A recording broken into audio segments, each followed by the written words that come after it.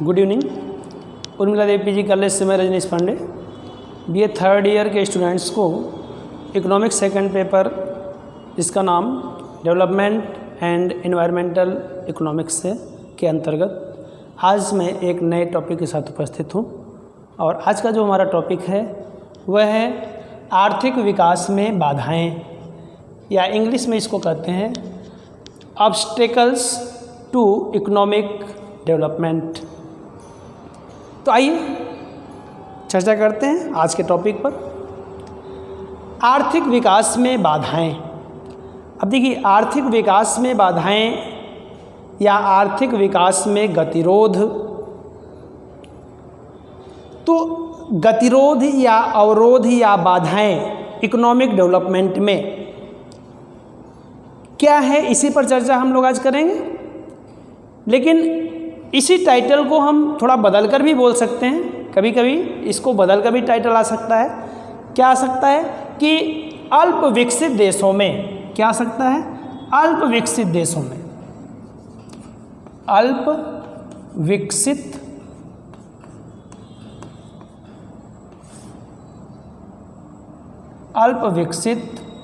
देशों में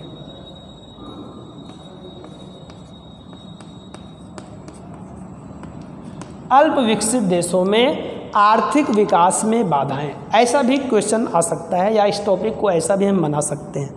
अब अल्प विकसित देश, विकास के आधार पर दो तरह के देश होते हैं, विकसित देश और अल्प विकसित देश। अब अल्प विकसित देश के संदर्भ में ही हम क्यों यहाँ पर लिख रहे हैं, क्योंकि ये जो टॉपिक है ये आर्थिक विकास में बाधाओं से संबंधित है।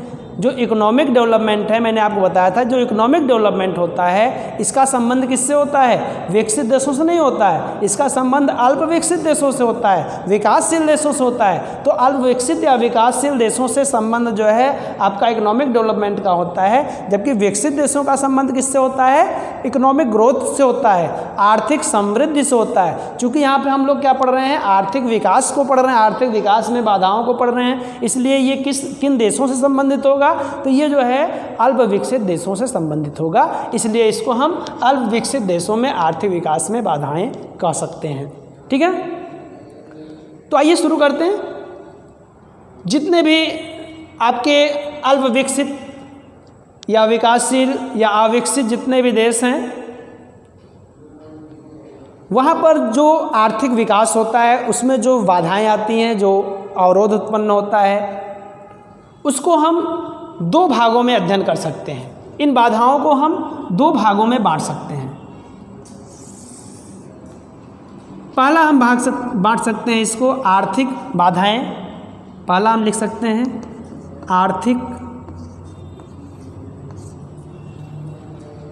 बाधाएं,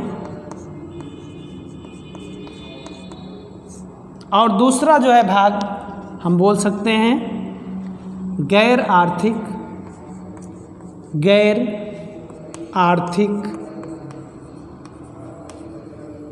बाधाएं।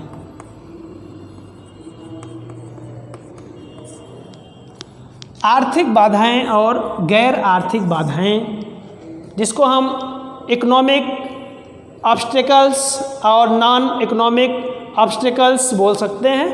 गैर आर्थिक बाधाओं को हम अनार्थिक बाधाएं भी बोल सकते हैं। आइए चर्चा करते हैं कि आर्थिक विकास में जो आर्थिक बाधाएं हैं, अल्प विकसित देशों के आर्थिक विकास में जो आर्थिक बाधाएं हैं, इसके अंतर्गत जो है कौन कौन से पॉइंट आते हैं। तो आर्थिक बाधाएं जो है मुख्य रूप से हम यहाँ पे चर्चा कर लेते हैं। आर्थिक बाधाओं में मुख्य रूप से कुछ हम यहाँ पे प्रमुख नाम लिखेंगे, है ना, जो कि आर्थिक बाधा के रूप में आर्थिक विकास में सम्मिलित होता है ना, जो कि आर्थिक विकास में अवरोध उत्पन्न करता है आर्थिक बाधा के रूप में। तो इसमें जो है हम चर्चा करते हैं, बात करते हैं। पहला जो है हम बात करेंगे निर्धनता का कुचक्र। निर्धनता का कुचक्र। इसी तरीके से हम बात करेंगे नेक्स्ट पूंजी निर्माण की निम्न दर। निर्माण की निम्न दर, पूंजी निर्माण की निम्न दर। इसी तरीके से हम तीसरा बात करें तो बाजार का सीमित होना, बाजार का सीमित होना,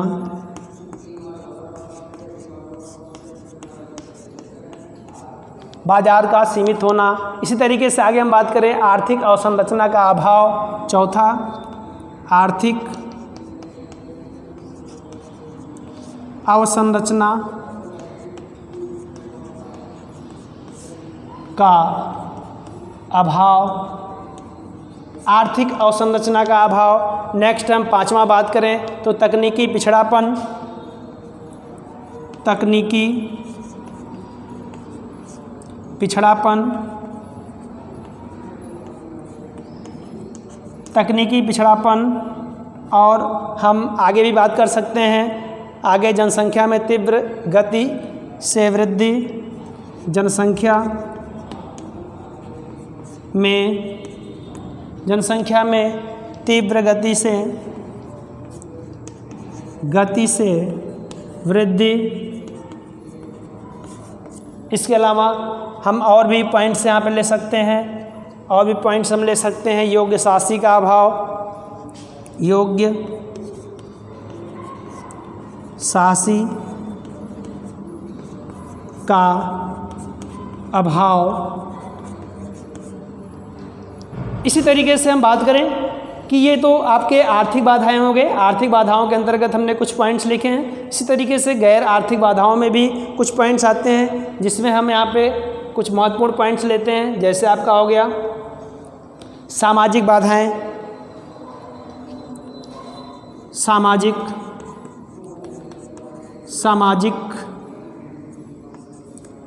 बाधाएं। दूसरा आप लिख सकते हैं धार्मिक बाधाएं। नेक्स्ट आप लिख सकते हैं सामाजिक हो गया, धार्मिक हो गया। इसके अलावा हम जो है लिख सकते हैं कि राजनीतिक बाधाएं, राजनीतिक बाधाएं। तो यहाँ पर हमने जो है आर्थिक विकास में जो बाधाएं उत्पन्न होती हैं अल्प विकसित देशों में, इसको हमने दो भागों में डिवाइड कर दिया। एक आर्थिक बाधाएं, दूसरा गैर आर्थिक बाधाएं। आर्थिक बाधाओं में हमने कुछ पॉइंट्स लिखे हैं जिसको अभी हम एक्सप्लेन करेंगे, और गैर आर्थिक बाधाओं में भी कुछ महत्वपूर्ण पॉइंट्स हमने यहाँ पे लिखा है जिसको अभी हम आप यहाँ पे एक्सप्लेन इसको करेंगे। ठीक है, तो आइए एक एक पर हम चर्चा करते हैं, एक एक बिंदुओं पर हम चर्चा करते हैं। इसमें आर्थिक बाधाओं में जो पहला बाधा यहाँ पे लिखा हुआ है जिसका नाम क्या है, निर्धनता का कुचक्र। निर्धनता का कुचक्र। निर्धनता क्या होता है? निर्धनता जिसको हम गरीबी भी बोलते हैं। निर्धनता को क्या बोलते हैं हम? गरीबी भी बोलते हैं। और कुचक्र को क्या हम बोलते हैं? कुचक्र को हम दुष्चक्र भी बोल सकते हैं। तो इस तरीके से निर्धनता के कुचक्र को हम गरीबी का दुष्चक्र भी बोल सकते हैं। अब ये निर्धनता का कुचक्र क्या है या गरीबी का दुष्चक्र क्या है? तो इसका मतलब ये हुआ कि जो अल्पविकसित देश होते हैं वहाँ की विशेषता ही होती है कि वहाँ पर जो है गरीबी बहुत ज़्यादा मात्रा में पाई जाती है। वहाँ के लोग बहुत ज़्यादा गरीब होते हैं, और जो गरीबी है वो कोई मामूली गरीबी नहीं है। वहाँ पे गरीबी का एक दुष्चक्र बन रहा है, एक कुचक्र चल रहा है। गरीबी का एक दुष्चक्र चल रहा है, मतलब दीर्घकालीन, है ना, वो उसी जाल में फंसा हुआ है, उसी चक्र में, कुचक्र में फंसा हुआ है। गरीबी का कुचक्र का मतलब ये हुआ कि जैसे हम आपको बताएं, जैसे क्या होता है कि यहाँ पर जो लोग होते हैं इनकी आय क्या होती है? कम होती है। इनकी आय क्या होती है? कम होती है। आय कम होने से क्या होगा कि वे वस्तुओं सेवाओं का डिमांड कम करेंगे। डिमांड क्या करेंगे? लो करेंगे। डिमांड कम होने से क्या होगा? डिमांड कम होने से मैं आपको बताऊं कि वस्तुओं सेवाओं का जो प्रोडक्शन होता है वो कम हो जाएगा, है ना, उत्पादन कम हो जाएगा। उत्पादन कम होने से क्या होगा? उत्पादन कम होने से रोजगार खत्म, रोजगार कम हो जाएगा, जिससे इनकम कम हो जाएगा। तो इस तरीके से इनकम कम होने से आप देख रहे हैं आय कम हुआ तो वस्तुओं सेवाओं की मांग कम हो गई, है ना। या आप कह लीजिए कि आय कम होने से जब वस्तुओं सेवाओं की मांग कम होती है तो जो उत्पादक वर्ग हैं उत्पादन कम कर देंगे, रोजगार कम हो जाएगा, जिससे इनकम कम हो जाएगा। तो ये क्या हो जाता है, एक कुचक्र बन जाता है ना, जो कि ऐसे घूमता रहता है, गोल गोल ऐसे घूमता रहता है, इसलिए चक्र है। चूँकि जो गोल गोल घूमता है वो चक्र है। दुष्चक्र या कुचक्र क्यों कहा जाता है, क्योंकि ये क्या करता है, ये बुरा प्रभाव डालता है अर्थव्यवस्था पर, है ना। ये गरीबी को और बढ़ाता है। गरीब व्यक्ति जो गरीबी जो दशा है ना, ये गरीबी जो दशा है इसको ये बरकरार रखता है, इससे ये उभरने ही नहीं देता है। जब तक आप इस चक्र को नहीं तोड़ें गरीबी समाप्त ही नहीं होगी। तो कहने का तात्पर्य क्या है कि अल्प विकसित देश जो होते हैं वहाँ पे क्या होता है, निर्धनता का एक दुष्चक्र होता है। क्योंकि मैं आपको बताऊं कि इसमें जो है एक अर्थशास्त्री जिसका नाम रैगनर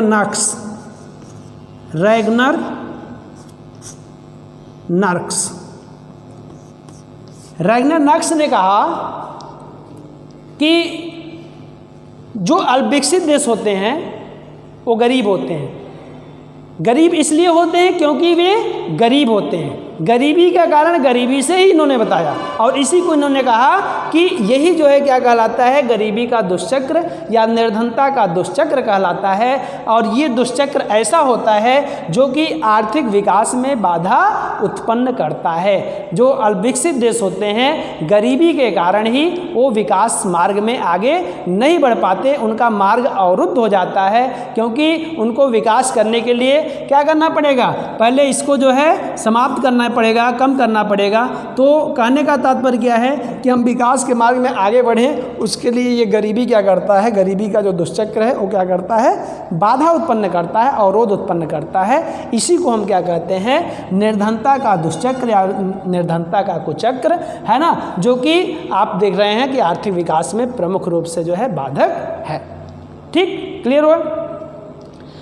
आगे हम बात करते हैं, अगला जो मुख्य बाधा है वह है, आप देखिए यहाँ पर लिखा हुआ है पूंजी निर्माण की निम्न दर। पूंजी निर्माण की निम्न दर। जितने भी अल्प विकसित देश होते हैं उनकी ये विशेषता ही होती है कि वहाँ पर पूंजी निर्माण की निम्न दर होती है। अब ये पूंजी निर्माण की निम्न दर क्या होती है और पूंजी निर्माण की निम्न दर से किस प्रकार से आर्थिक विकास अवरुद्ध होता है या उसमें बाधा पहुंचता है, आइए इस पर हम चर्चा करते हैं। तो पूंजी क्या होता है? पूंजी जो है मानव निर्मित होता है, जो कि उत्पादन में क्या करता है, उत्पादन में सहायक होता है, उत्पादन का एक साधन होता है। जैसे मशीन है जिससे उत्पादन कार्य हो रहा है, वह क्या है, पूंजी है। अब पूंजी निर्माण क्या होता है? पूंजी निर्माण का तात्पर्य होता है कि उत्पादन में वृद्धि करने का वो तरीका होता है जिसमें क्या होता है, पूंजी को स्टॉक बनाया जाता है, इकट्ठा किया जाता है, ताकि वो आगे क्या किया जाए, इन्वेस्ट किया जाए, विनियोग किया जाए, जिससे क्या हो, उत्पादन की मात्रा में अधिक से अधिक वृद्धि हो। तो पूंजी को जो है, पूंजी में वृद्धि करके जो है ना, ताकि जो है क्या हो, हमारा इन्वेस्टमेंट में वृद्धि हो, उसको इन्वेस्टमेंट किया जाए और जिससे उत्पादन में क्या हो, वृद्धि हो। तो पूंजी के द्वारा जब उत्पादन में वृद्धि होता है तो इसी को हम क्या कहते हैं, है ना, इसी को हम कहते हैं पूंजी निर्माण, है ना। पूंजी निर्माण का मतलब यही हुआ कि जैसे हमने उत्पादन किया तो आगे फिर अधिक उत्पादन करने के लिए हमारे पास क्या होनी चाहिए, पूंजी और होनी चाहिए, है ना। तो जब वहाँ से हम पूंजी इकट्ठा करेंगे तभी तो आगे हम पूंजी लगाएंगे, है ना। फिर अगले उत्पादन के लिए फिर हम क्या करेंगे, हमें और पूंजी की आवश्यकता होगी ताकि हमारा उत्पादन का स्तर बढ़े, उत्पादन का पैमाना हमारा बड़ा हो, व्यापक हो, उसके लिए अधिक से अधिक पूंजी की आवश्यकता है। तो अधिक से अधिक पूंजी कहाँ से मिलेगी, हमें वहीं से पूंजी का क्या करना पड़ता है, निर्माण करना पड़ता है। अधिक से अधिक हम पूंजी इकट्ठा करेंगे ताकि आगे इन्वेस्ट करके हम उत्पादन के स्तर को बढ़ा सकें। तो इस तरीके से पूंजी निर्माण किया जाता है। और पूंजी निर्माण क्या करता है, उत्पादन की मात्रा में वृद्धि करने में क्या करता है, सहायक होता है। तो जब पूंजी निर्माण जो होता है, अल्प विकसित देश में पूंजी ही कम होता है, पूंजी की समस्या होती है, जिससे पूंजी निर्माण की समस्या होती है। और पूंजी निर्माण की समस्या मतलब जो पूंजी निर्माण होता है वो बहुत ही कम होता है, उसका जो रेट होता है बहुत कम होता है, निम्न होता है, जिसके कारण जो है उत्पादन का स्तर भी क्या होता है, कम होता है। जब उत्पादन का स्तर कम होगा, उत्पादन कम होगा तो क्या होगा, हमारा आर्थिक विकास भी कम होगा। यही यदि ज़्यादा रहा होता तो हमारा आर्थिक विकास भी क्या होता, उत्पादन अधिक होता, जिससे आर्थिक विकास में भी वृद्धि होती। तो हमारा आर्थिक विकास तेज नहीं हो पा रहा है, हमारा आर्थिक विकास जो है वो कमज़ोर है, वो निम्न स्तर पर हो रहा है, उसमें कमी है। क्यों कमी हो रहा है, क्योंकि ये जो है पूंजी निर्माण का जो निम्न दर है ये बाधक है, ये बाधा उत्पन्न कर रहा है आर्थिक विकास में, नहीं तो हमारा आर्थिक विकास तेज़ी से आगे की तरफ बढ़ता। तो इस प्रकार जो है अल्प विकसित देशों में पूंजी निर्माण की निम्न दर वो क्या करता है, आर्थिक विकास में एक बाधक के रूप में होता है। बात क्लियर हुआ? आगे चलते हैं, तीसरे पॉइंट की तरफ चलते हैं। तीसरा जो हमारा पॉइंट है वो लिखा है बाजार का सीमित होना। बाजार का सीमित होना, बाजार का सीमित होना भी आर्थिक विकास में अवरोध उत्पन्न करता है। और अल्प विकसित देशों की हम बात कर रहे हैं। अल्प विकसित देशों में जो बाजार का आकार होता है वो बहुत ही छोटा होता है, बाजार सीमित होते हैं। उसका प्रमुख कारण क्या है? प्रमुख कारण यही है कि यहाँ पे पूंजी की कमी होती है, जो यातायात के साधन होते हैं उसमें कमी होती है, उनका पूर्ण रूप से विकास नहीं होता, लोगों में गरीबी होती है, वस्तुओं सेवाओं का डिमांड कम होता है। तो ऐसी तमाम स्थितियों से आय एवं संपत्ति की विषमता अधिक होती है। ये तमाम कारण हैं जिससे जो है यहाँ पर क्या होता है, यहाँ पर जो बाज़ार का जो आकार होता है वो छोटा होता है, या बाज़ार का जो प्रसार होता है वो सीमित स्तर पर होता है। बहुत ज़्यादा बाज़ार जो है हमारे यहाँ बड़े नहीं होते हैं, छोटे बाज़ार होते हैं। जब छोटे बाज़ार होंगे तो ऐसी स्थिति में क्या होगा, वहाँ पर जो डिमांड सप्लाई होगा वो भी क्या होगा, कम होगा। बाज़ार बड़ा रहेगा, डिमांड सप्लाई अधिक होगा। बाज़ार छोटे रहेंगे तो वहाँ पर जो है डिमांड सप्लाई क्या होगा, कम होगा। जब डिमांड सप्लाई कम होगा तो क्या होगा, डिमांड सप्लाई पे तो पूरा हमारी इकोनॉमी टिकी हुई है, बनी हुई है ना। तो डिमांड सप्लाई कम होने से क्या होगा, मैंने आपको अभी बताया कि यहाँ पर देखिए डिमांड कम होने से क्या होता है ना, हमारा उत्पादन का स्तर भी क्या होगा, कम हो जाएगा, है ना। तो उत्पादन का स्तर कम होगा तो ऐसी स्थिति में हमारा आर्थिक विकास क्या होगा, आर्थिक विकास, रोजगार का स्तर कम होगा, आय का स्तर कम होगा। तो ऐसी स्थिति में क्या होगा कि हमारा आर्थिक विकास तेज़ी से हो पाएगा, नहीं हो पाएगा। आर्थिक विकास जो है तेज़ी से हो उसके लिए जो बाज़ार हो वो व्यापक होने चाहिए, बड़े स्तर के होने चाहिए, है ना, तभी जो है हमारा आर्थिक विकास तेज़ी से हो सकता है। लेकिन अल्प विकसित देशों में जो बाज़ार होते हैं वो सीमित आकार के होते हैं। सीमित आकार के होने के कारण जो अल्प विकसित देशों में आर्थिक विकास में ये क्या करते हैं, एक प्रकार से बाधा उत्पन्न करते हैं। हमारा जो आर्थिक विकास होता है वो तीव्र गति से नहीं हो पाता। इसलिए जो है हम कह सकते हैं कि अल्प विकसित देशों में बाजार का जो सीमित होना ये भी प्रमुख रूप से आर्थिक विकास में एक बाधक है। क्लियर? आगे हम चलते हैं, अगले पॉइंट की तरफ चलते हैं। अगला पॉइंट, चौथा पॉइंट, आर्थिक अवसंरचना का अभाव। आर्थिक अवसंरचना का अभाव की यदि हम बात करें तो सबसे पहले हमको ये समझना पड़ेगा कि आर्थिक अवसंरचना होता क्या है। इकोनॉमिक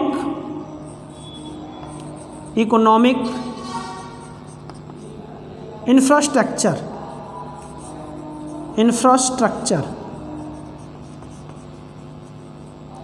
इकोनॉमिक इंफ्रास्ट्रक्चर जो अल्प विकसित देश होते हैं वहाँ पर जो इंफ्रास्ट्रक्चर होता है, इकोनॉमिक इंफ्रास्ट्रक्चर होता है, वो बहुत ही क्या होता है, कमज़ोर होता है। इसका अभाव पाया जाता है। किसी भी देश के विकास के लिए वहाँ का इंफ्रास्ट्रक्चर का मजबूत होना बहुत ही आवश्यक है। यदि इंफ्रास्ट्रक्चर कमज़ोर है, इंफ्रास्ट्रक्चर का अभाव है, तो ऐसी स्थिति में कोई भी देश विकास नहीं कर सकता। क्यों नहीं कर सकता? क्या है इंफ्रास्ट्रक्चर, क्या है इकोनॉमिक इंफ्रास्ट्रक्चर? तो मैं आपको बताऊं कि जैसे आपका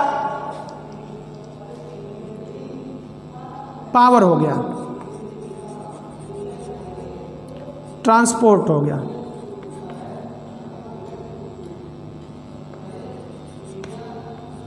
कम्युनिकेशन हो गया,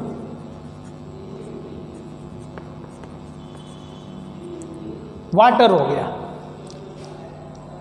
एजुकेशन हो गया, ये सब क्या है? ये सब इंफ्रास्ट्रक्चर होते हैं। इनको जो है अवसंरचना कहते हैं, इनको जो है आर्थिक अवसंरचना हम कहते हैं। जैसे हमने कहा यहाँ पे पावर है, पावर मतलब शक्ति, शक्ति, बिजली, बिजली होना, यातायात की सुविधा उपलब्ध होना, संचार की सुविधा उपलब्ध होना, ये सब क्या कहलाते हैं? ये सब जो है आर्थिक अवसंरचना है। जब तक इनका विकास नहीं होगा तब तक आर्थिक विकास की कोई संभावना नहीं है। क्यों? क्योंकि कोई भी इन्वेस्टमेंटर है ना, कोई भी निवेशक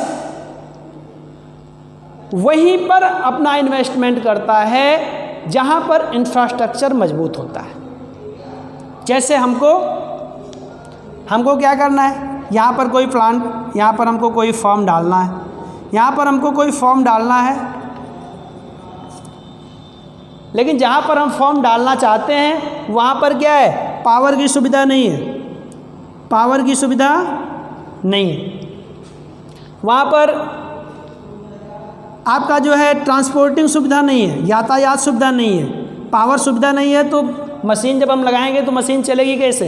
है ना, पावर का महत्वपूर्ण योगदान होता है। जो भी मशीनें चलती हैं, जो भी फर्में होती हैं जहाँ पे उत्पादन कार्य होता है, तो मशीनों के चलने के लिए पावर की आवश्यकता है, बिजली की आवश्यकता होती है। जब बिजली ही नहीं रहेगी तो कैसे जो है आप उत्पादन कार्य करेंगे?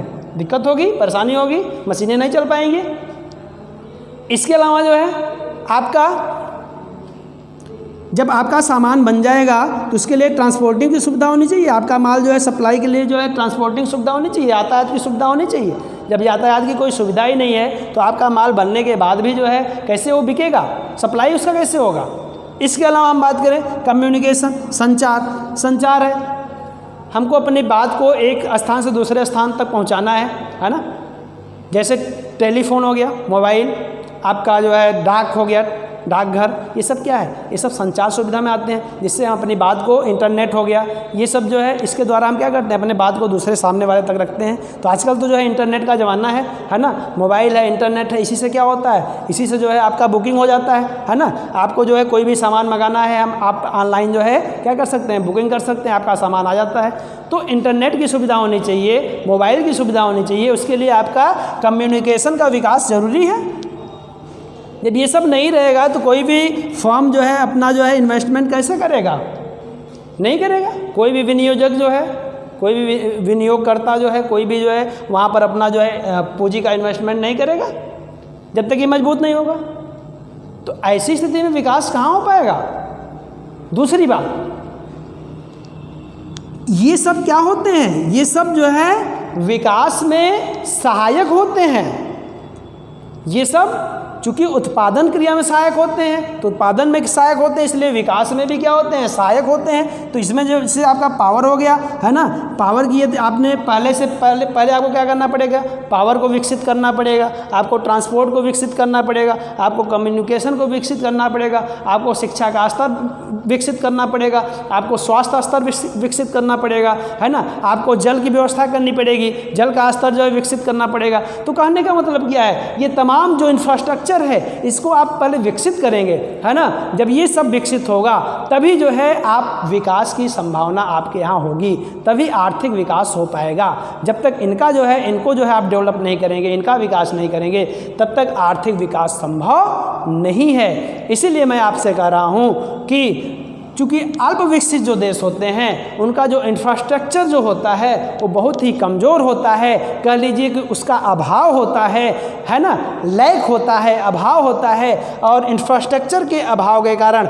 इकोनॉमिक इंफ्रास्ट्रक्चर के अभाव के कारण क्या होता है कि आर्थिक विकास में ये क्या करता है, ये बाधा उत्पन्न करता है। हम आर्थिक विकास के लिए जब चलते हैं, है ना, हम उत्पादन कार्य के लिए आगे बढ़ते हैं तो पता चलता है कि ये क्या करता है, हमको रोक देता है ना, ये हमको रोक देता है। क्यों रोक देता है? क्योंकि ये बोलता है कि पहले हमारा विकास करिए, जब तक इनका विकास नहीं हो पाएगा तब तक आप कोई भी दूसरा विकास कार्य नहीं कर सकते। इसीलिए मैं आपसे बता रहा हूँ कि सबसे पहले जो है हमको क्या करना पड़ेगा, इंफ्रास्ट्रक्चर को मजबूत करना पड़ेगा। लेकिन अल्प विकसित देशों में आर्थिक अवसंरचना का अभाव होता है, इसका बहुत ही पिछड़ापन होता है, बहुत कमी होती है। इसीलिए जो है आर्थिक अवसंरचना ये क्या करता है, आर्थिक विकास में बाधा उत्पन्न करता है।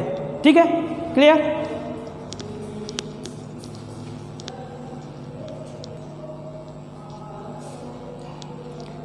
आइए आगे हम बात करते हैं। पांचवा पॉइंट क्या है? तकनीकी बड़ी मात्रा रहेगी यहाँ पे, तकनीकी पिछड़ापन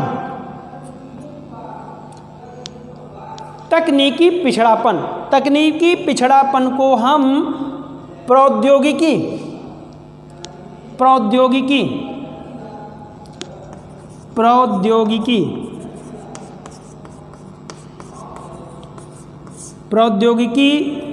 पिछड़ापन भी बोल सकते हैं। हम तकनीकी को हम प्रौद्योगिकी भी बोलते हैं, इंग्लिश में टेक्नोलॉजी बोलते हैं। तो जो आपका टेक्नोलॉजी होता है, जो आपका तकनीकी होता है, जो आपकी प्रौद्योगिकी होती है, अल्प विकसित देशों में ये क्या होते हैं, ये पिछड़ेपन होता है, इसका जो है पिछड़ापन होता है, तकनीकी पिछड़ापन पाया जाता है ना। कहने का तात्पर्य क्या है? कहने का तात्पर्य है कि जो अल्प विकसित देश होते हैं वहाँ पर जो है प्रौद्योगिकी रूप से देखा जाए, तकनीकी रूप से देखा जाए तो ये देश क्या होते हैं, पिछड़े हुए होते हैं। कहने का तात्पर्य है कि इन देशों में पुराने तकनीक,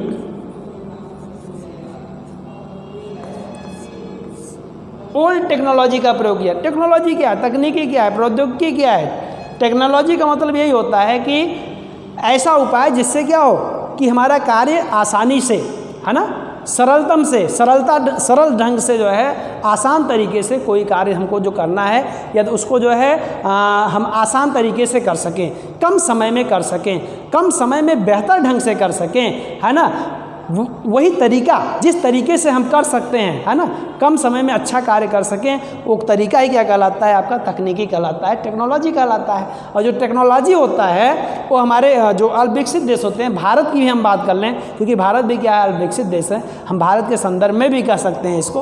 तो भारत जैसे अल्प विकसित देशों में तकनीकी पिछड़ापन होता है। यहाँ पर जो है तमाम उत्पादन कार्य क्या होते हैं, वो ओल्ड टेक्निक्स से जो है किए जाते हैं। जब ओल्ड टेक्निक का प्रयोग करेंगे, परंपरागत तकनीक का जब आप प्रयोग करेंगे तो परंपरागत या ट्रेडिशनल जो टेक्नोलॉजी होता है उससे क्या होता है कि जो उत्पादन होता है वो कम होता है। पुराना तकनीक है, पुराना तरीका है, तो पुराना तरीका क्या होगा, वो अच्छा नहीं होगा। क्यों अच्छा नहीं होगा? क्योंकि वो क्या करता है, वो कम समय में काम अच्छे ढंग से नहीं कर पाता, है ना, तो उत्पादन अच्छे ढंग से नहीं हो पाता। तो पुराने तरीके जब आप काम करेंगे, उत्पादन कार्य करेंगे, तो वहाँ पर आपका जो है खर्च भी अधिक लगेगा और उत्पादन में क्या होगा, लागत अधिक लगेगी और उत्पादन आपका कम होता है। तो पुराने तरीके से हम जो है क्या करते हैं, उत्पादन कार्य करते हैं, इसलिए जो है हमारा उत्पादन क्या होता है, वो कम होता है। क्यों हम पुराने तरीके से करते हैं? क्योंकि हमारे पास नए टेक्नोलॉजी का क्या होता है, अभाव होता है। तकनीकी रूप से हम क्या होते हैं, पिछड़ेपन होता है हमारे अंदर जो है, या हम पिछड़े हुए होते हैं, इसलिए जो है हम पुराने तरीके का ही प्रयोग करते हैं। और पुराने तरीके का प्रयोग करने से हमारा जो प्रोडक्शन होता है वो कम होता है। प्रोडक्शन कम होता है, इसका मतलब आर्थिक विकास भी क्या होगा, वो कम होगा। तो इस प्रकार से आप देखिए यहाँ पर कि आर्थिक विकास में, अल्पविकसित देशों में आर्थिक विकास में तकनीकी पिछड़ापन भी क्या है, एक प्रकार से बाधक है। यह तकनीकी पिछड़ापन न होता तो आर्थिक विकास क्या होता, तेजी से होता, तीव्र गति से होता। लेकिन तकनीकी पिछड़ापन के कारण ही आर्थिक विकास क्या होता है, अल्पविकसित देशों में लो होता है, कम होता है। इसलिए जो है हम लास्ट में कह सकते हैं कि ये भी जो है एक प्रकार से प्रमुख बाधक है। क्लियर? तो आज जो है आज के क्लास में हम इतना ही पढ़ेंगे और बाकी जो शेष पॉइंट्स बच रहे हैं इसको हम अगले क्लास में जो है पूरा करने का प्रयास करेंगे। तो आज की क्लास में बस इतना ही। धन्यवाद।